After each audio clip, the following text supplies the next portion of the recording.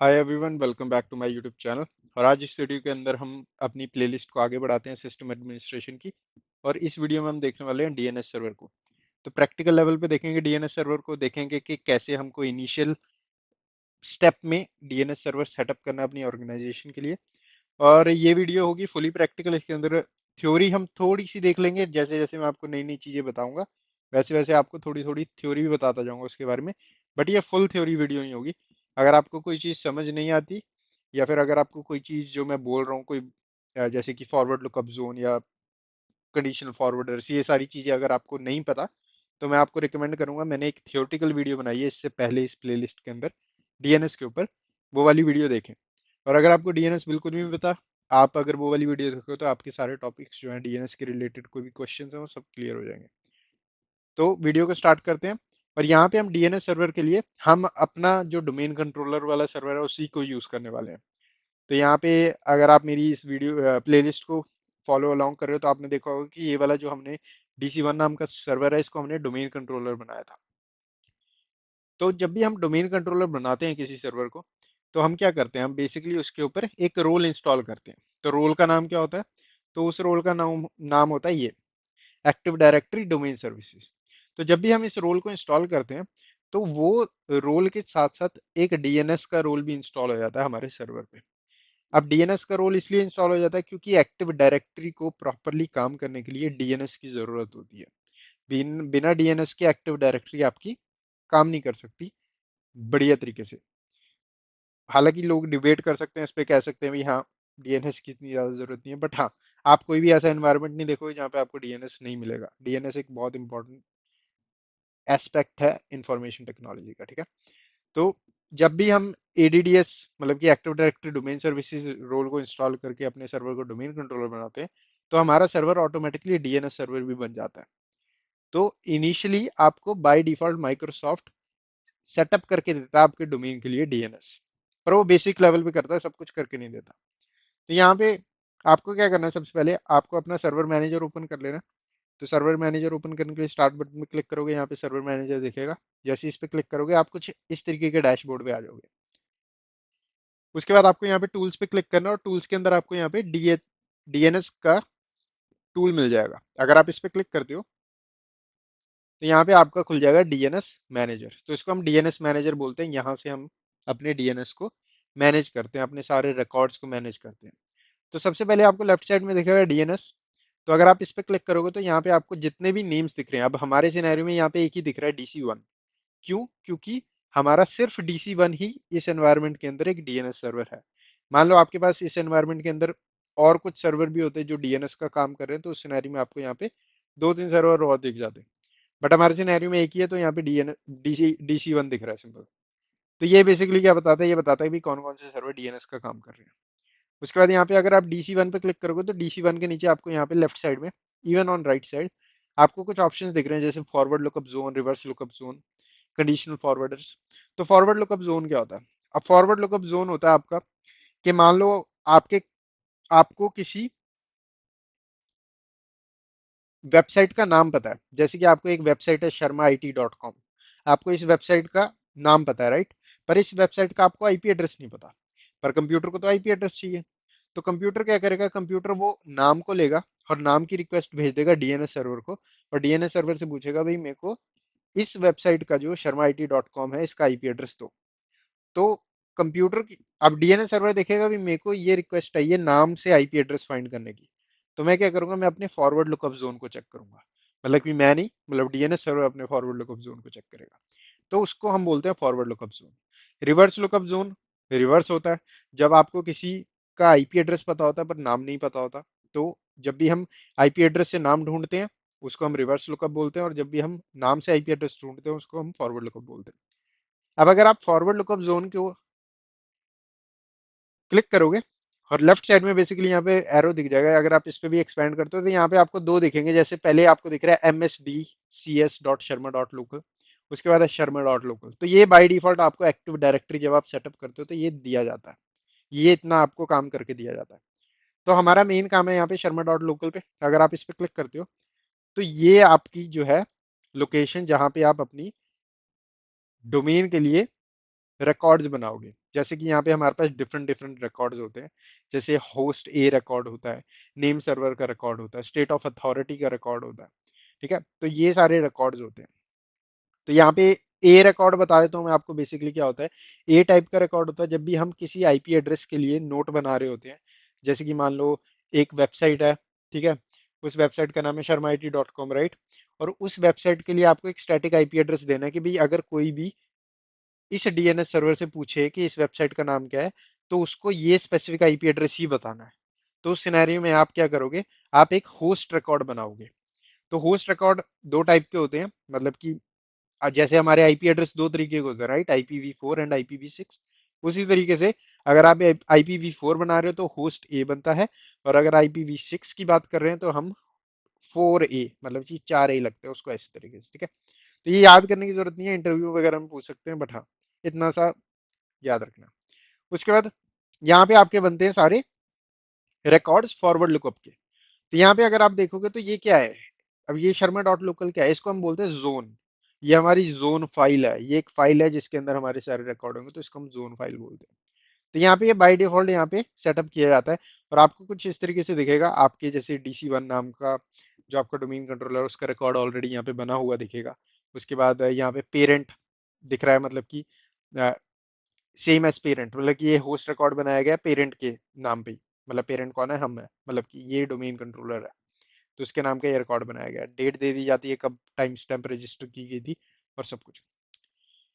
ठीक है, तो ये हमारे रिकॉर्ड्स हो गए, इस तरीके से बनते हैं। मान लो आप कल को एक नया सर्वर सेटअप करते हो, नई वेबसाइट बनाते हो अपने एनवायरनमेंट के अंदर। मान लो यहाँ पे आप एक वेबसाइट बनाते हो internal.local। ठीक है, तो उसके लिए आप क्या करोगे, उसके लिए आप यहाँ पे आओगे, इस लोकेशन पे राइट क्लिक करोगे, न्यू पे क्लिक करोगे, और यहाँ पे आप डालोगे इंटरनल। ठीक है, और यहाँ पे आपका आ जाएगा internal.sharma.local। ठीक है, उसके बाद आप उस वेबसाइट का आईपी एड्रेस डाल दोगे। यहाँ पे फॉर नाउ कैंसिल कर देते हैं। अब मैं आपको बताता हूँ, यहाँ पे ये हो गया हमारा फॉरवर्ड लुकअप जोन का काम। पर जब हम बात करते हैं रिवर्स लुकअप जोन की, जैसे कि यहाँ पे, तो यहाँ पे आप देखोगे बाय डिफॉल्ट यहाँ पे कुछ भी नहीं होता। तो इसके लिए हमको एक रिवर्स लुकअप जोन सेटअप करना पड़ता है। तो हम क्या करते हैं, यहाँ पे राइट क्लिक करेंगे, न्यू जोन पे क्लिक करेंगे, उसके बाद हम नेक्स्ट पे क्लिक करेंगे। पर यहाँ पे मेक श्योर करेंगे हम इसको प्राइमरी जोन बनाए। अब यहाँ पे तीन होते हैं, primary zone, secondary zone and stub zone. अब ये तीनों में डिफरेंस क्या है, तो यहाँ पे क्या करता हूँ, मैं अपना व्हाइट बोर्ड ओपन कर लेता हूँ ताकि आपको प्रॉपरली समझा सकूँ।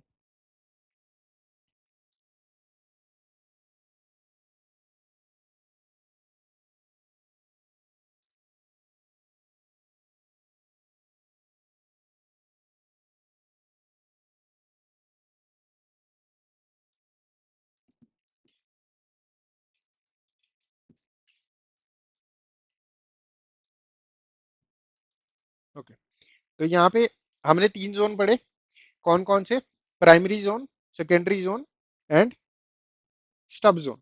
तो ये हमने तीन पढ़ लिए यहाँ पे। तो तीनों में डिफरेंस क्या है, तो सबसे पहले तो हमारा तीनों में, सबसे पहला तो यहाँ पे डिफरेंस हो जाता है। प्राइमरी जोन की बात करते हैं, प्राइमरी। तो प्राइमरी की बात होती है, मान लो यहाँ पे आपका डीएनएस सर्वर है, तो ये प्राइमरी डीएनएस सर्वर है, प्राइमरी जोन डीएनएस सर्वर है। तो इस सिनेरियो में क्या होगा, इसके ऊपर आपके पास रीड की परमिशन होती है, मतलब कि ये रीड ओनली भी है, राइटेबल भी है, और डिलीट के लिए भी है। मतलब कि मान लो आप कंपनी के अंदर कुछ भी ऐड करना चाहते हो, कोई नया रिकॉर्ड ऐड करना चाहते हो, नया जोन ऐड करना चाहते हो, तो आप हमेशा प्राइमरी डीएनएस पे जाओगे। ठीक है, प्राइमरी जोन जहां पे आपका स्टोर्ड है वहां पे जाओगे। ठीक है, क्योंकि ये रीडेबल भी होता है, राइटेबल भी होता है, और डिलीट के लिए भी होता है, मतलब कि सब कुछ यहाँ पे करते हो, सारे चेंजेस। फिर होता है हमारा सेकेंडरी जोन। सेकेंडरी जोन क्या होता है, सेकेंडरी जोन बेसिकली क्या करता है, सेकेंडरी जोन प्राइमरी जोन वाले सर्वर पे जाता है और इससे पूछता है भी मेरे को अपने सारे रिकॉर्ड्स दे दो, और उसकी कॉपी मैं अपने ऊपर स्टोर कर लूंगा। ठीक है, तो ये क्या करेगा, वो सारे सेम के सेम रिकॉर्ड अपने सर्वर पे स्टोर कर लेगा, अपने लोग इस पे स्टोर कर लेगा। और इन केस आपको प्राइमरी सर्वर जो है डीएनएस वाला, इसको मेंटेनेंस के लिए शट डाउन करना पड़े, स्टिल आपके पास सेकेंडरी सर्वर है, जो कि आपके क्लाइंट्स को, जो कि आपके क्लाइंट मशीन्स हैं, इनको डीएनएस की क्वेरी प्रोवाइड करता रहेगा, ताकि आपकी आउटेज ना हो। क्योंकि डीएनएस ऐसी चीज है, अगर डीएनएस बंद हो जाए आपकी ऑर्गेनाइजेशन में, तो आपका इंटरनेट बंद हो जाएगा एक तरीके से। तो हमको डीएनएस हमेशा अप एंड रनिंग चाहिए। तो सेकेंडरी उस सिनेरियो में आता है। उसके बाद आता है हमारा स्टब जोन। अब यहाँ पे सेकेंडरी में एक चीज और याद रखनी है, मान लो अब इस सिनेरियो में आपका प्राइमरी शटडाउन हुआ पड़ा है, आप काम कर रहे हो उस पे, और सेकेंडरी जोन आपका प्रोवाइड कर रहा है सब कुछ, पर ये रीड ओनली होता है, ठीक है। मतलब कि आपने कोई एक नया रिकॉर्ड ऐड करना है तो आप सेकेंडरी के ऊपर नहीं कर सकते। आप हमेशा रिकॉर्ड नया या नया जोन या कोई भी चेंजेस आप प्राइमरी पे ही करते हो, सेकेंडरी पे आप कुछ भी नहीं करते। स्टब जोन क्या होता है? स्टब जोन के अंदर आप देख लेते हो कि स्टब जोन को सिर्फ मेन मेन चीजों की जानकारी होती है।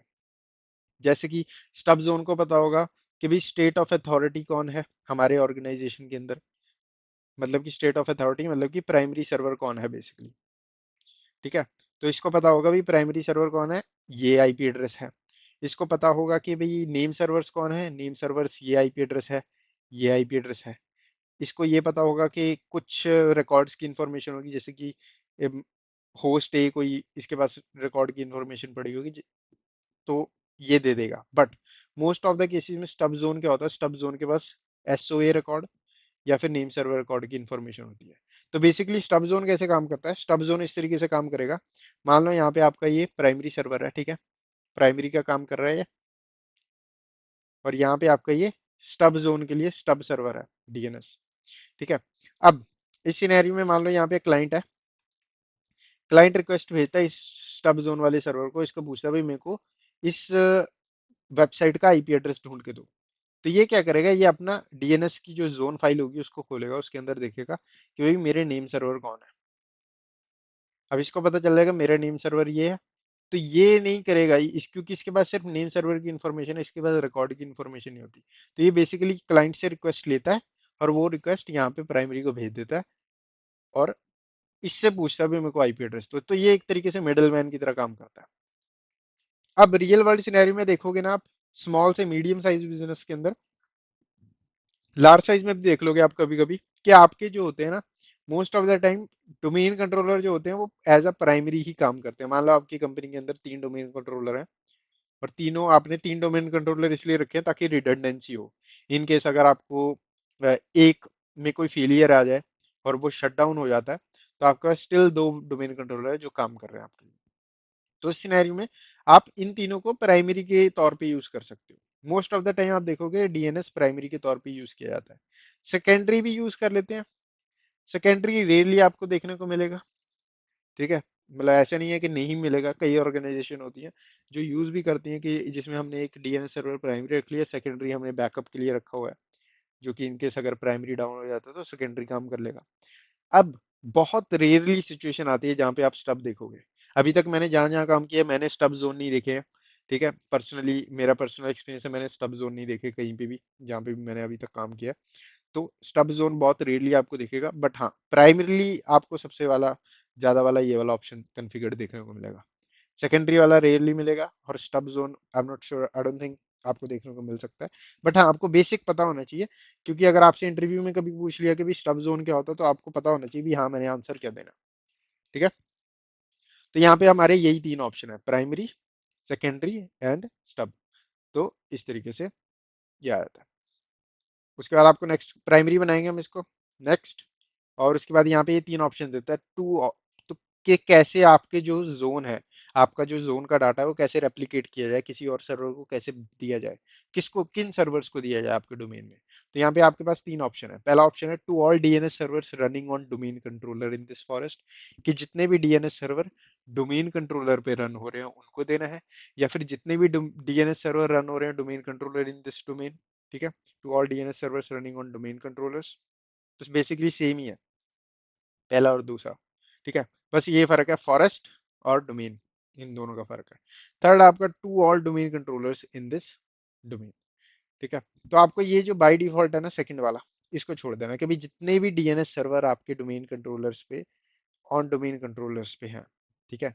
अब ये आपकी पर्सनल चॉइस हो जाती है। अब मैंने तीनों समझा दिया आपको कि डीएनएस सर्वर आप एक सिंपल सर्वर को भी बना सकते हो या फिर डोमेन कंट्रोलर को भी यूज कर सकते हो, तो ये उस पर डिपेंड करता है, राइट। तो यहाँ पे हम सेकंड वाला ऑप्शन चूज करेंगे और नेक्स्ट पे क्लिक कर देंगे, सिंपल। हम IPv4 के लिए बना रहे हैं, IPv6 के लिए नहीं बना रहे, तो यहाँ पे इसको ऐसे ही चूज करेंगे, नेक्स्ट पे क्लिक करेंगे।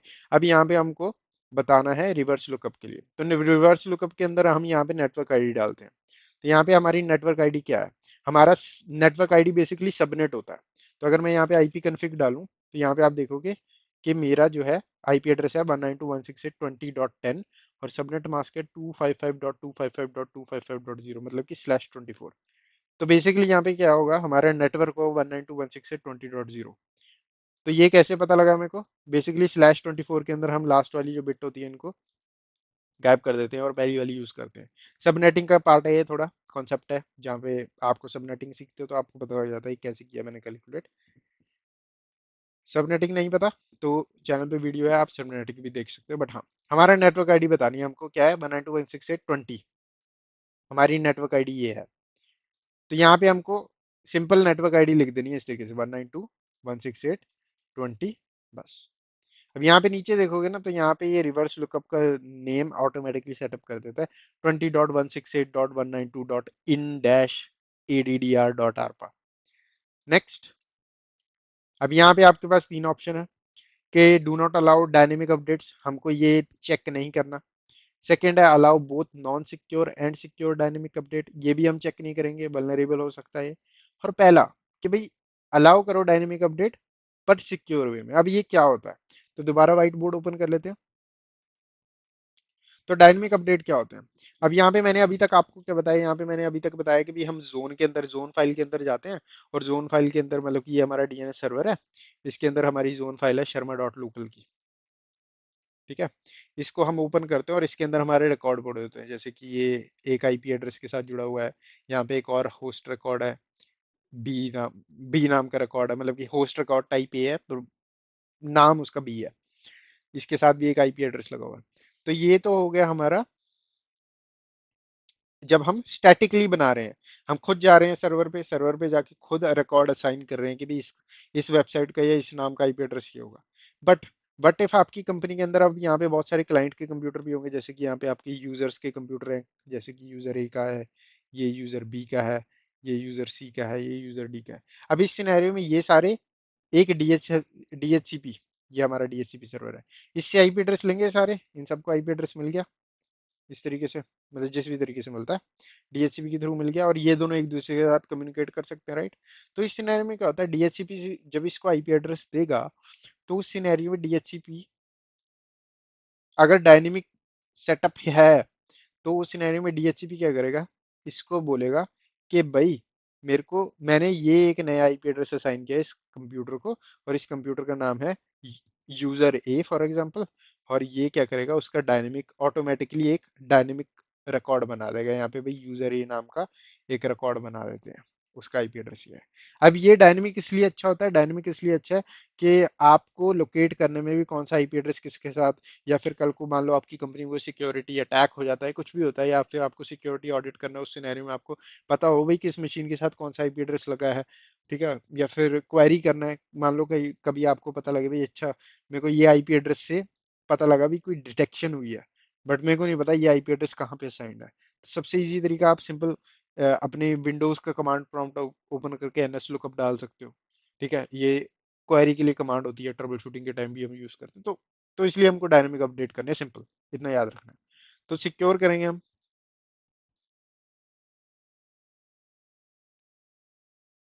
नेक्स्ट, फिनिश, यहाँ पे हमारा ये बन गया है। अब यहाँ पे आप देखोगे तो यहाँ पे हमारा dc1.sharma.local जो कि यहाँ पे आया हुआ है और यहाँ पे इस तरीके से रिकॉर्ड बने हुए हैं।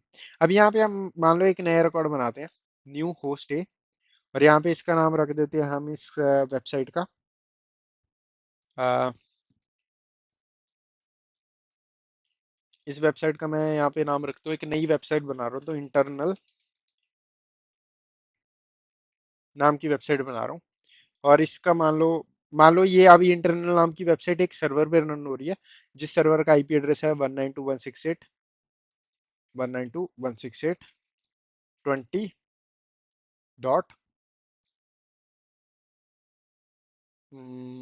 25 टेक एग्जाम्पल। ठीक है, और यहाँ पे हमने इस तरीके से रिकॉर्ड बनाना है। यहाँ पे आपको ऑप्शन दिखेगा क्रिएट एसोसिएटेड पॉइंटर रिकॉर्ड, मतलब कि पीटीआर रिकॉर्ड क्या होता है, अब जैसे यहाँ पे होस्ट रिकॉर्ड होते हैं ना टाइप ए के, रिवर्स लुकअप के अंदर पीटीआर रिकॉर्ड्स होते हैं। ठीक है, तो यहाँ पे हम क्या बोल रहे हैं, यहाँ पे होस्ट रिकॉर्ड बना रहे हैं और साथ में हम बोल रहे हैं भाई इसके एसोसिएटेड एक रिवर्स रिकॉर्ड भी बना दो आप ऑटोमेटिकली। ठीक है, ऐड होस्ट पे क्लिक करूंगा, हमारा रिकॉर्ड हो गया सक्सेसफुली इंटरनल नाम का क्रिएट।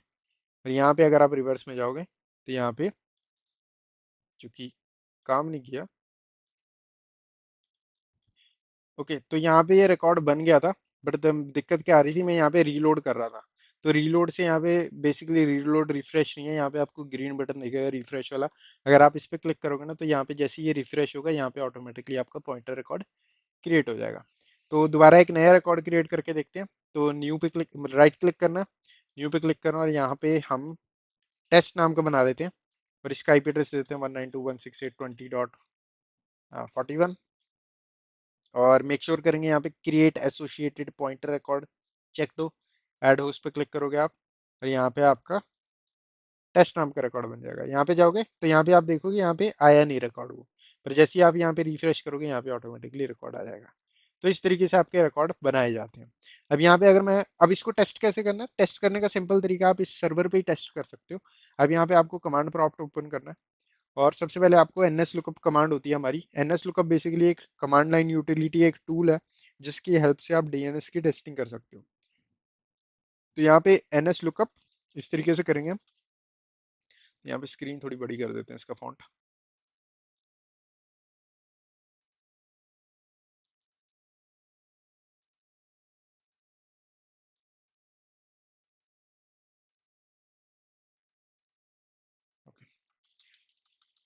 तो ns lookup इस तरीके से, और उसके बाद आपको जिस भी आईपी एड्रेस को ढूंढना है वो डाल सकते हो, या फिर जिस भी नाम को ढूंढना है वो डाल सकते हो। जैसे कि यहाँ पे आप आईपी एड्रेस से नाम ढूंढना चाहते हो तो यहाँ पे आप 192.168.20.41 डालोगे, एंटर मारोगे तो यहाँ पे आपको बता देगा भाई 20.41 के साथ ये नाम जुड़ा हुआ है। ठीक है, उसके बाद यहाँ पे आपका ये आईपी एड्रेस है और यहाँ पे ये बताता है कि किस सर्वर से ये इन्फॉर्मेशन इसको मिली है। यहाँ पे इसको लोकली मिली है क्योंकि हम ये डीएनएस सर्वर है तो ये खुद से ही पूछेगा। पर जब हम क्लाइंट मशीन्स पे जाएंगे, क्लाइंट मशीन में आप देखोगे कि इस सर्वर का आईपी एड्रेस यहाँ पे शो होगा। ठीक है, तो इस तरीके से आपका काम करता है। अब मान लो मैं यहाँ पे नाम से भी पता कर सकता हूँ, जैसे कि अगर मैं यहाँ पे सिंपल टेस्ट डालूं और एंटर मारूं तो यहाँ पे ये बता रहा है भाई टेस्ट का जो है नाम पूरा ये है और आईपी एड्रेस ये है। सेम तरीका आपको करना है आपका। मान लो आपको पता करना है पॉइंटर रिकॉर्ड इंटरनल का, तो यहाँ पे आप एंटर मारोगे तो इंटरनल का आ जाएगा। तो इस तरीके से आपको डीएनएस सेटअप करना है, सिंपल। अब आप यहाँ पे मल्टीपल जोन बना सकते हो। मान लो यहाँ पे आपकी शर्मा IT डॉट लोकल है, मान लो आपकी कंपनी के अंदर वेयर हाउस भी है। ठीक है, तो आप एक नया जोन बनाना चाहते हो वेयर हाउस वाले डोमेन के लिए, तो क्या कर सकते हो, यहाँ पे राइट क्लिक कर सकते हो, न्यू जोन पे क्लिक कर सकते हो, नेक्स्ट पे प्राइमरी, नेक्स्ट, और यहाँ पे सेकंड वाले ऑप्शन एज इट इज छोड़ देंगे। जोन का नाम दे देना जैसे कि वेयर हाउस, नया जोन बनाने के लिए। ठीक है, और डॉट लोकल, नेक्स्ट पे क्लिक करेंगे तो मेरा सर्वर फ्रीज हो गया था, मैंने दोबारा इसको स्टार्ट किया। तो यहाँ पे दोबारा डीएनएस मैनेजर खोल लेते हैं और आपको दिखा देता हूँ एक बार नया जोन कैसे बनाना है। ठीक है, तो फॉरवर्ड लुकअप में जाएंगे, राइट क्लिक करेंगे, न्यू जोन पे क्लिक करेंगे, जो भी हम जोन का नाम देना चाहते हैं वो देंगे, जैसे कि warehouse dot local, next, next, finish. और फिनिश करोगे आपका वेयर हाउस डॉट लोकल इस तरीके से क्रिएट हो जाएगा। यहाँ पे आपको अपने रिकॉर्ड्स खुद बनाने पड़ेंगे अपने अकॉर्डिंगली, जैसे भी आपका है। तो फॉर नाउ हम ज़्यादा कॉम्प्लिकेटेड नहीं बनाएंगे सीरीज को। हम हमारा मेन पर्पस समझना है चीज़ों को। ठीक है, तो यहाँ पे इसको मैं कर देता हूँ डिलीट। बट ये ऐसे आपका डीएनएस काम करता है, ऐसे आप रिवर्स लुकअप और फॉरवर्ड लुकअप जोन आप बना सकते हो। नहीं, तो इस वीडियो में बस इतना ही। वीडियो को लाइक करें, चैनल को सब्सक्राइब करें और मैं मिलता हूँ आपको नेक्स्ट वीडियो में।